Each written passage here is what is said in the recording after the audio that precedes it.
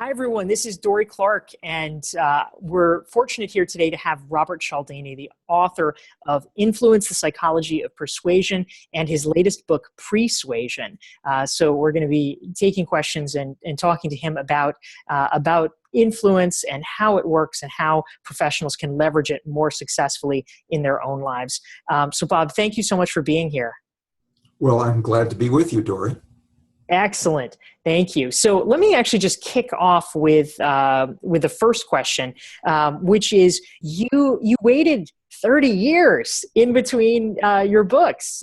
Influence came out, back in the early 80s, and now Presuasion was released in the fall of 2016. Obviously, you've been spending a lot of time thinking about these theories, testing them. Why was now the moment, and what was it that prompted you to break your silence and come out with new work? Well, Influence has sold more copies and been more influential than I could have sensibly imagined when I first wrote it. And I wanted to wait until I had another idea that was worthy of influence. I didn't want to just plant a lot of bushes around the tree that influence had become. I wanted to wait till I had a seed for another tree. And that didn't come along until the idea for Presuasion. Yeah, that's really remarkable. Thank you for sharing that. I feel like I just want to underline that because one of the principles that I talk about in my book Stand Out is the fact that what is essential if you're going to be known for your ideas is really, the starting point is having a legitimate idea, something that's new, something that's different, having a breakthrough idea. So many people just recycle the same pablum in many cases, or try to come out with, the volume 2, volume 3, volume 4, so that their ideas kind of become like the Night of the Living Dead with Right. the endless sequels. And Right. so I think it's really powerful that that you waited until you genuinely felt like you had something to say. Indeed, my publisher, after Influence did become popular, pressed me to write some Influence 2, essentially. What's the newest research along these lines? And actually gave me a very large advance for those times. That was a lot of money for me. But I wound up sending the money back because everything I did seemed so derivative from what I had already done. And I just didn't want to be in that space. As I said, planting shrubbery around the tree that Influence had become. I wanted something tree-like again, and that took a while to evolve. Yeah, that's awesome. So let me ask you, for people who are not necessarily familiar with the new book, the title I think is great because in many ways it sort of tips people off as to what you're talking about. But could you briefly summarize for people the idea in Persuasion and what it is you're trying to get across? Well, as opposed to Influence, the book Influence, which was about what to put into a message to move people in our direction after they encounter it, Persuasion is about what to put in the moment before delivering a message to move people in that direction. And it occurs by virtue of a communicator creating a mindset in his or her audience before the audience encounters the message, so that that mindset is congruent, is aligned with the central elements of your message. In other words, you make people attuned to the strength of your message before they encounter it. Yeah, that's so interesting and I think really powerful. I'm curious, as we're recording this, we're just, of course, coming off of a big presidential election in the U.S. And one of the pieces of research that you cite actually talked about some of the priming that occurs politically. For instance, that if people are voting in a church, that they're more likely, it seems, to vote Republican, or if they are voting in a school, they may be more likely to vote Democratic. Could you talk a little bit about that and perhaps some of the things that you may have seen in political coverage or the activities of the political campaigns leading up that may have in some ways shaped the election results?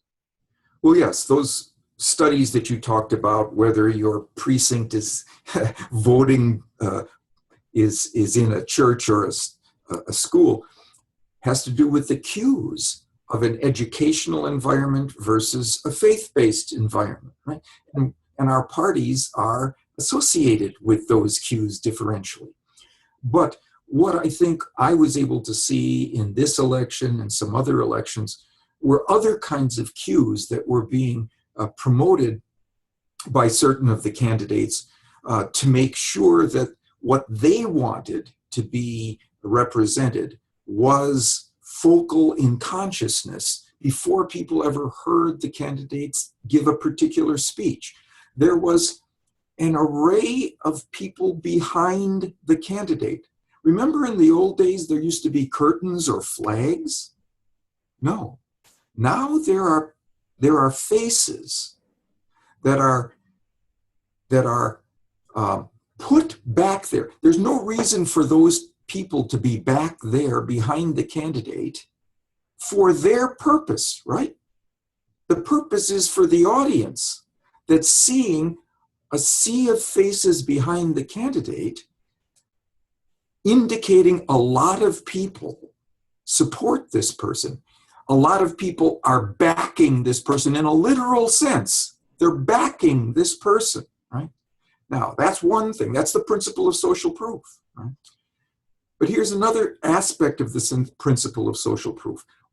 As an observer, we not only decide what is legitimate, what is appropriate for us to do by looking at what others are doing, we look at others like us. What are they doing? That's the most diagnostic information I have about what's likely to be good for me to do in this situation. So that sea of faces is sculpted by the organizers so that the depiction shows somebody from every demographic category that they want to make contact with. Elderly people, young people, blondes, African American, Asian, male, female. You're going to find somebody there who's like you supporting this messenger, right? And therefore, you lend more credence to the message before it occurs. Yeah, that's fascinating. Thank you for breaking that down. So I want to dip into some of the questions that students in my recognized expert class asked prior to this. And again, for people who are on this webinar live, please feel free to type your questions into our chat box, and we can tackle yours. But I wanted to share one from Lisa. Lisa's actually on this call as well. She says that she was impressed. She's clearly read Pre-Suasion, so thumbs up there. She says that she was impressed with the example that you cited on the of the furniture website that had clouds on the background of their website that was essentially prompting people to get in the mindset of buying more comfortable high-end furniture. She says that she understands that you should lead with your best truth or your best proof in selecting which principle to deploy in Pre-Suasion. She is a consultant, and she wanted to know if you have any advice for consultants, what type of visuals might be most appealing to lead with. She says, for example, are groups better than individual images or product shots in drawing people in? And she's just curious what you would suggest for people in the realm of selling ideas or professional services.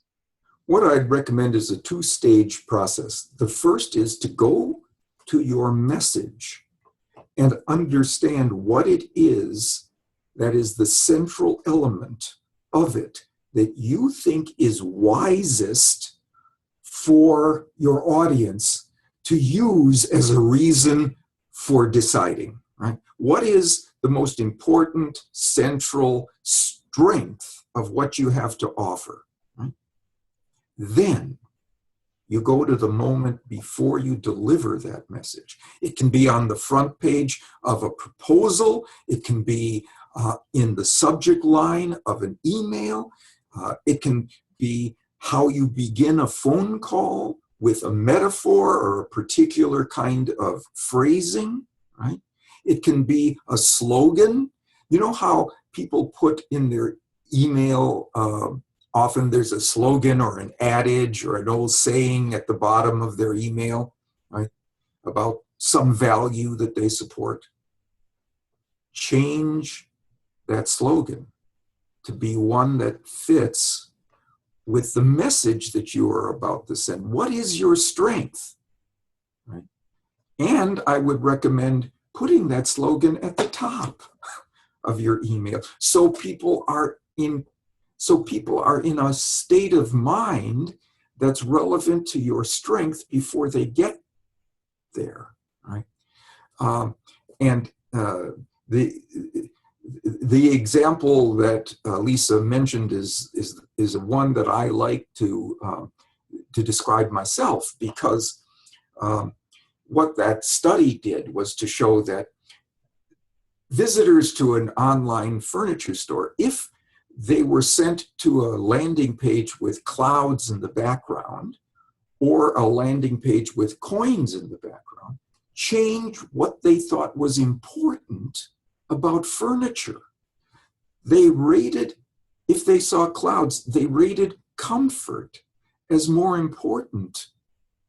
They then searched the site for information about comfortable features of the furniture, and they ultimately preferred for purchase more comfortable furniture. Those who went to the site with coins rated price as a more important factor. They searched for cost-related information, and they ultimately preferred for purchase inexpensive furniture. So where you put people changes what their preferences are. What I also like about that study is that when these visitors were asked if they thought the coins or the clouds had made any difference in their choices, they laughed. Of course not. I decide based on my internal preferences, what I prefer. Well, what they failed to recognize is what they saw first shaped what they preferred in that moment.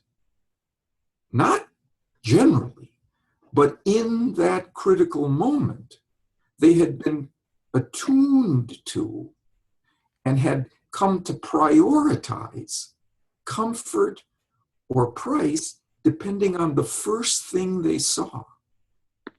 It's such a fascinating phenomenon. So that actually leads into a question from Sarah. She has several interesting questions here, but one of them is she wants to know: are there times when framing backfires, or for instance, times when you just shouldn't use persuasion?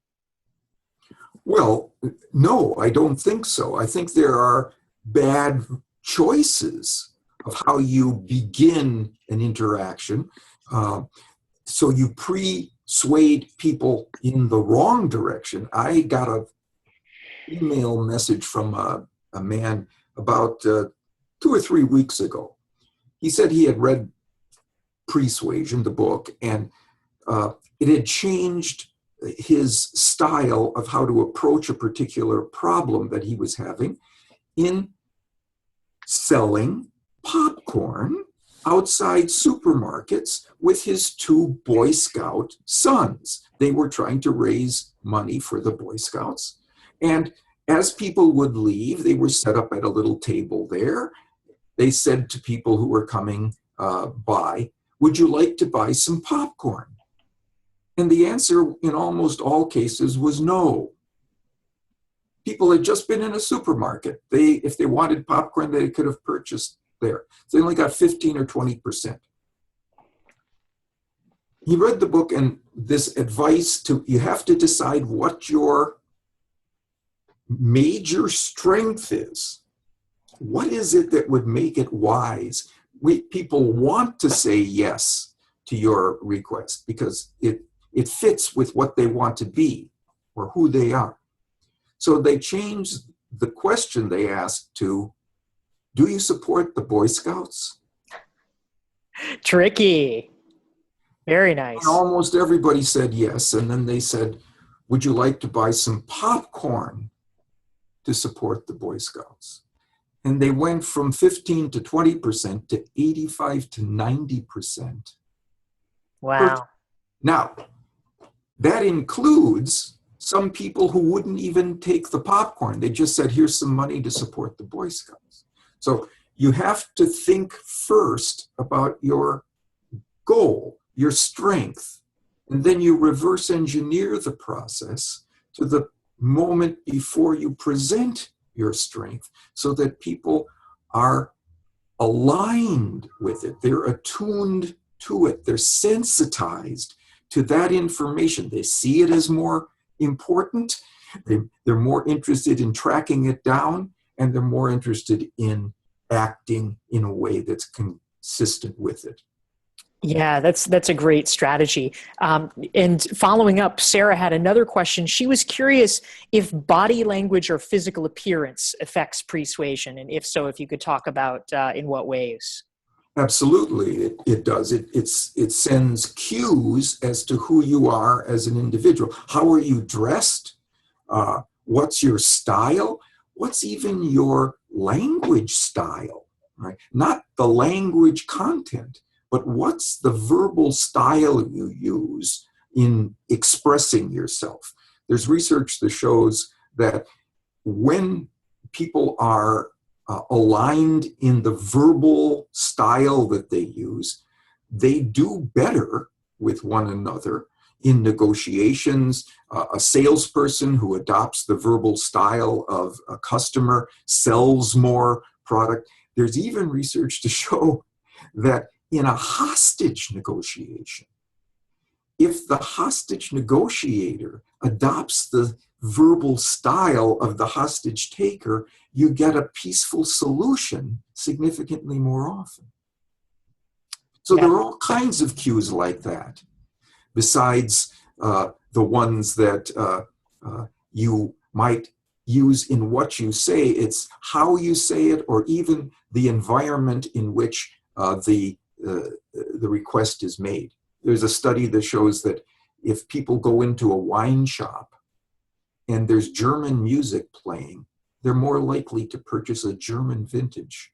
If there's French music playing, they'll buy French wine to a greater extent. Yeah, such interesting research. So along those lines, Tina, who's actually on the call now, had a question she wanted to share, which is, could you talk a bit about, just in general, the power of emotional intelligence, or so-called EQ, in the world of business? How does that factor into persuasion and influence? Well, I think EQ is great. And what I thought I saw when I was writing the book Influence, before I ever put pen to paper or finger to key, I spent some time infiltrating the training programs of the influence professions of our society. I learned how to sell automobiles. I learned how to market. I learned how to fundraise, recruit, and so on. Took training. And what I thought I saw was that the best achievers in each of these arenas understood that it was necessary to put your audience in a frame of mind, and this often included an emotional state, right, that was congruent with what they were going to do next. So they created liking, they created a sense of rapport, they created a sense of trust, right? That comfort level before they ever delivered their message. And that was the recognition of the power of emotionality and emotional intelligence in this instance. Yeah, thank you. That's great. Bryant had a follow-up question. He was curious, is there a hierarchy of cues? For instance, if you're talking about visual or olfactory or your verbal style or your overall environment, is there any one that is sort of most powerful, or how do you think about that? Well, I think about it in terms of which kind of cue is most likely to stimulate counter-arguing, right? And those are cues that are associated with language or written verbal statements of one sort or another, right? What's very unlikely that we will counter-argue is background subtle cues associated with imagery or simply the setting that we are in. People don't counter-argue images. They don't counter-argue settings. They counter-argue conclusions. They counter-argue assertions or statements. Let me give you an example of one setting that made a difference. It was a study done in France. Right? Researchers went to a shopping mall. Right? They recruited a very attractive young man and had him walk up to young women who were by themselves, just walking past shops in the mall. Go up to them, give them a compliment, and ask them for their phone number so he could call them later to arrange a date. Right? That's a risky thing to do, give your phone number to a perfect stranger. And in fact, when the women were passing most kinds of shops, he was decidedly unsuccessful. When he was passing a shoe store or a clothing boutique or a pastry shop, he only got about 13, actually it was 13.5%. There's an exact number here, phone numbers. But if he was passing another kind of shop, his success, if the young woman was passing another kind of shop when he encountered her, his success rate nearly doubled to 24%. It was a flower shop because flowers are associated with romance. That's fantastic. And when these women were asked afterwards, did it make a difference where you were? They said, of course not. They were never in a position to recognize and then try to counteract the setting, the cues from the setting. They never generated counter-arguing, never said, wait a minute, what's going on here? No, that's what you do when somebody gives you an argument. Then you step back and assess, right? But there are these cues in the background, like the cues of a shopping mall, right? Now, another thing that was interesting about this study was the women were asked, of all these shops that you were passing, which of the products inside them do you like the most? It wasn't the flowers. It was the pastry. But pastry didn't produce phone numbers. Flowers did, because romance is associated with flowers, not glazed donuts, right? Sorry, Krispy Kreme, but that's the way it is. So that's the point. You need to decide what's the goal. And then you go to the moment before and you create an environment in which that goal is raised, that the concept, the idea associated with that goal in this case romance, is raised to consciousness in a way that flies under the radar. Yeah. What music is playing? What store am I passing? You never counter-argue that. Yeah, such a good point. That's really powerful. So I have a question that Alexander sent in beforehand. He says that he is a fan of your work, and that one of the things that he most associates with it is the power phrase that you've suggested in your previous work. He says, as Dr. Cialdini advises, instead of when you've done something for someone, instead of the common "that was nothing" or "my pleasure," especially in the business setting, that you have recommended that people say, "I know you would do the same for me," and that is a magic phrase because it triggers the reciprocity impulse.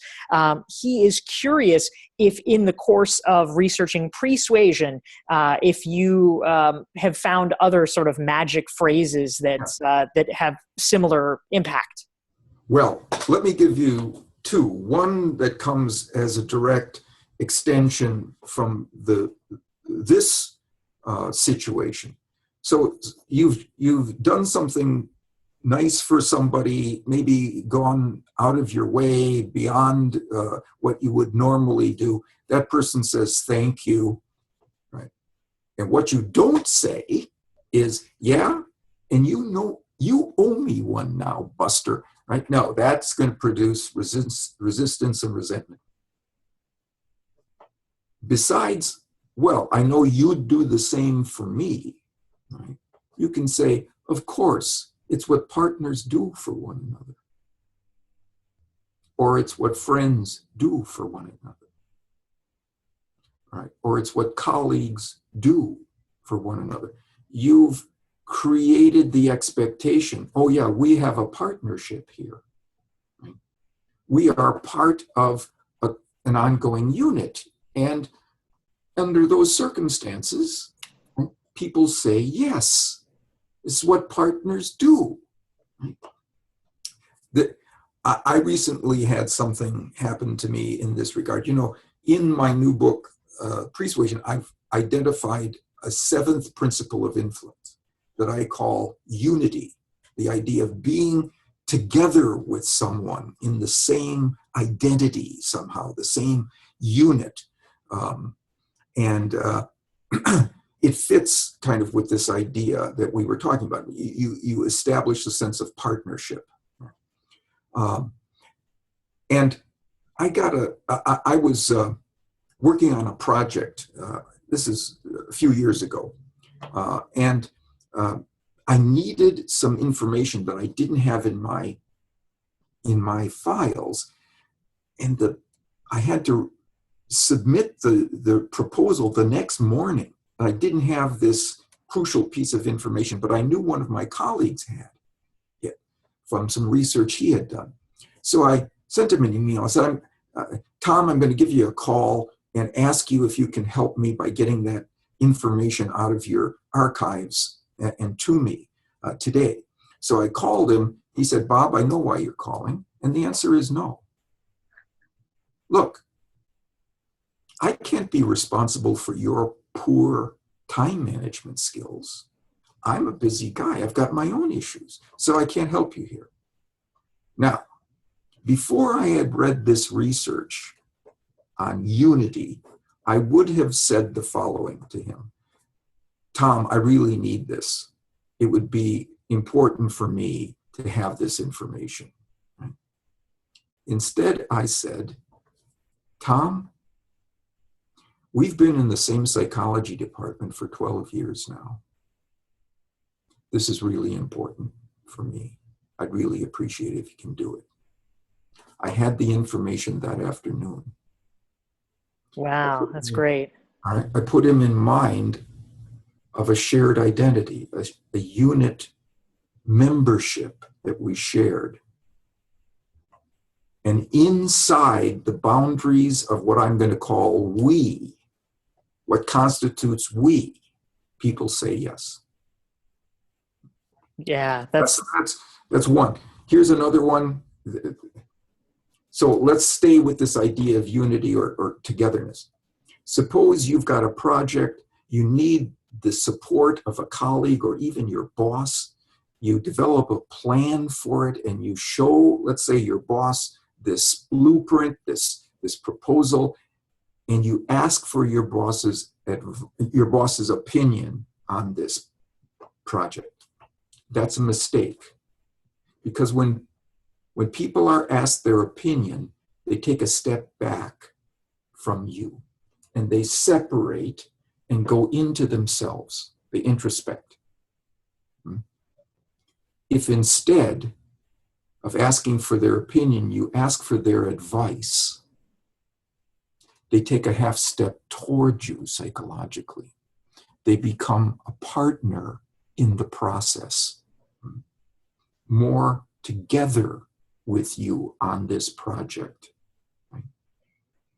And the research shows if you ask for advice instead of opinion, you get more support. You know, there's an old saying, when we ask for advice, we're usually looking for an accomplice. Here's what the new research shows. If you get that advice, you get that accomplice. And who better to have as a supporter than your superior? That's a wonderful strategy. I love that. So just as a reminder for people who are on the webinar right now, we have about 10 more minutes left with Dr. Cialdini. So if you have questions, type them in now. We'd love to get them. But I'll move on to the next one here. One of the things that I thought was really interesting when I read Pre-Suasion, which I think is a fantastic book, is you were talking, of course, about how do you kind of capture, how do you set the tenor, how do you capture people in the moment before they make a decision. And I was curious if there was an optimal amount of time between when you do the persuasion and when the person needs to make the decision. Is there should it be right before, or is there kind of a window, like it can't be more than X amount in advance? I'd love to hear your thoughts on the timing question. Yeah, the question is a fascinating one because my answer is correlated with the amount of time, but it isn't the amount of time. It's where your attention is focused, or where an audience member's attention is between the time you begin your persuasive tactic and you make your argument, or you develop your case, you present your message. The key is where people are focusing their attention. If they're still focusing their attention on the idea that you brought to mind, you're fine. If some other piece of communication or direction has taken them off to some other focus, your persuasive feature is gone now. It's not top of mind anymore. So the key is, to answer your question specifically, the shorter amount of time, the better, between your first comment and your message. Because there's less likely to be anything that will interrupt where they are focused cognitively between that point and your message itself. Yeah, great point. Thank you. So Selena had a question for you. She wants to know, what is your advice for someone from industry who's seeking to partner with a research expert on a potentially aligned interest? If you were offering advice to that person, what approaches would work best from your perspective? Well, first of all, someone from an academic point of view, a scholar or someone, wants to be able to know that the results of any study would be publishable. They wouldn't be They wouldn't be quarantined. They wouldn't be seen as proprietary, that couldn't be distributed to the larger scientific community, because that researcher's lifeblood is publication. So you have to be able to say, look, not only do I want this information for a joint goal that we might share, I value making the information widely available to people so that it's not just about my particular situation, but about how human behavior works. I know that's a value of yours. It's a value that we share. Let me assure you that we're aligned, we're on the same page before we begin. That will go a long way to making this person feel, oh, this is somebody I can work with. This is somebody who shares my basic values. I love that. That's really helpful. And Bryant had a question from the other side of the coin. He wants to know, can we get your advice on how to be cognizant of when other people are trying to persuade us? Yes. This is a good question because so much of it flies beneath the radar. What I would recommend is that when you recognize yourself being moved in a particular direction powerfully by a message, right? And you think, wow, that was fast, or that was strong. Don't just focus on what that communicator said inside the message. Go to what the communicator did or said before sending the message. There's as much leverage there as there is inside the communication itself. And you need to recognize wait a minute, was there German music playing? You're standing there with a bottle of German wine? Riesling. I don't like Riesling. What just happened there? I'll give you one example. It's something that kicked off the whole process where I started to study Presuasion in a concentrated way. There was a knock at my door. There was a man standing there. He wanted a contribution to a after-school program for children, after-school activities for kids. He didn't show me any credentials. I had never heard of this particular program, and yet I gave him more money than I normally give to a legitimate charity that comes to my door. And afterwards, I stopped and I asked myself, what just happened there? And the answer was, it wasn't what he said about the program. It's what he did first. He brought his 7-year-old daughter with him. And I was focused on children and children's causes and children's issues. That's what you have to do to recognize what's going on. I did it after the die was cast. I had already given the money. But we can all, when we feel ourselves moving powerfully in a particular direction, ask ourselves not just what was said in the message, but what was done before the message. Very, very powerful advice.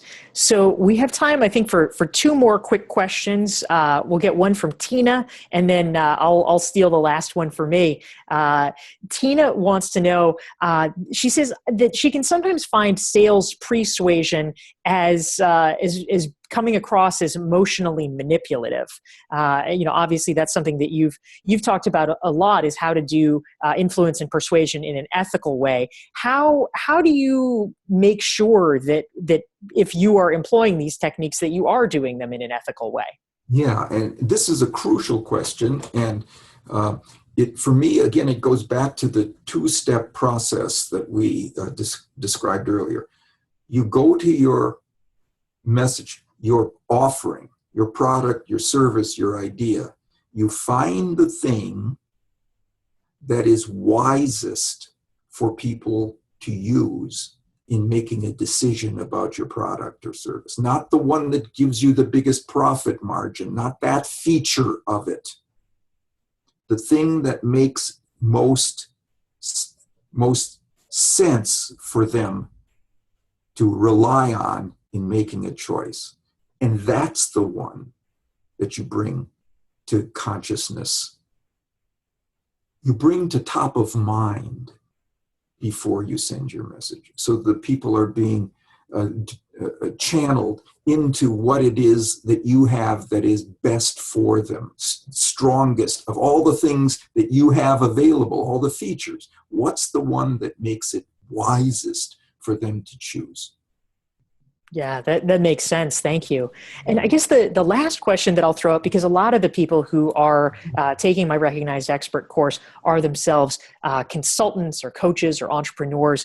And so I'm curious, in particular, if your business is a kind of high-priced product or service, if it's something that is highly trust-based, what would you say are the best pre-suasion techniques that people should keep in mind in terms of helping to build that level of trust with the folks that they are hoping to do business with? Okay, great question. And I will once again reinforce the notion of honesty in this. Any case that you're going to present will have strengths and weaknesses, including your own case, right?